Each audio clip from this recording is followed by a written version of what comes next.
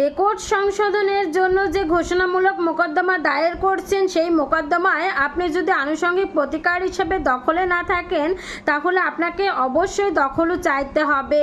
আপনারা অনেকেই কিন্তু এই দখলের জন্য অন্য আরেকটি মামলা দায়ের করেন, আর ঘোষণামূলক মামলায় শুধুমাত্র রেকর্ড সংশোধন সম্পর্কে ঘোষণা চান। এটা কিন্তু মারাত্মক একটি ভুল ধারণা এবং ভুল কাজ করেন।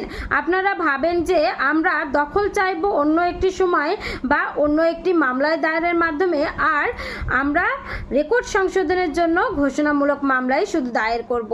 এক্ষেত্রে কিন্তু আপনার ঘোষণামূলক মামলার আনুষঙ্গিক প্রতিকার না চাইবার জন্য আপনার ডিক্রি আপনার পক্ষে আসবে না, আর পক্ষে আসলেও কিন্তু এই ডিক্রিটা আপনি কখনোই কার্যকর করতে পারবেন না, কারণ দখল আপনার নেই। সুতরাং আপনারা সাবধানতা অবলম্বন করবেন যখনই আপনারা রেকর্ড সংশোধনের জন্য ঘোষণামূলক মামলা দায়ের করবেন, তখনই আনুষঙ্গিক প্রতিকার হিসেবে দখল